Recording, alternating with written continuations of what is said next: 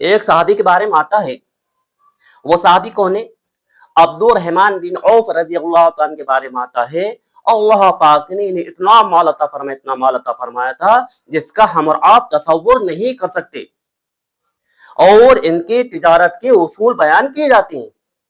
ہر ایک ان کے بتاتا ہے کہ ان کا یہ اصول تھا، ان کا یہ اصول تھا، ان کا یہ اصول تھا،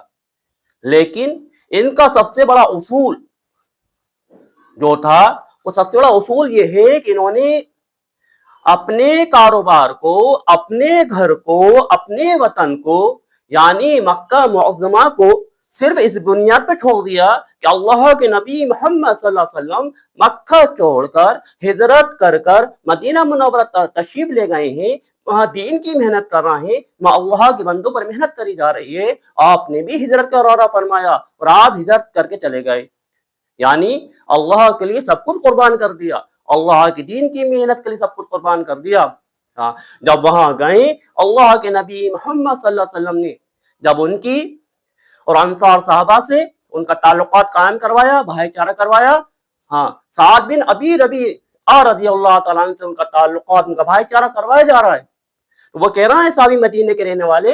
کہ آپ میرے پاس 2 باغ ہیں مدینے کے اندر، ایک باغ آپ لے لیں، ایک باغ میں رکھتا ہوں، میری 2 بیویاں ہیں، ایک بیوی کو میں طلاق دیتا ہوں جو تمہیں پسند ہو، وہ عدت پوری کرے گی، آپ اسے نکاح کر لیں۔ آپ نے فرمایا نہیں، مجھے تو بازار کا راستہ بتا دو، کتابوں کے اندر آتا ہے، واقعات اس بات کے شاہد ہیں، ایک روایت میں آیا کہ آپ کے پاس 2 دینار تھے، دوسری روایت میں آیا کہ آپ کے پاس 4 دینار تھے، آپ نے اس سے پنیر اور گھی کا بزنس شروع کرا، یعنی تجارت شروع کر دی۔ تو سب سے بڑا اصول یہ تھا ان کا کہ انہوں نے اللہ کے لیے اپنے گھر کو چھوڑ دیا، ہجرت کری اللہ کے دین کے لیے۔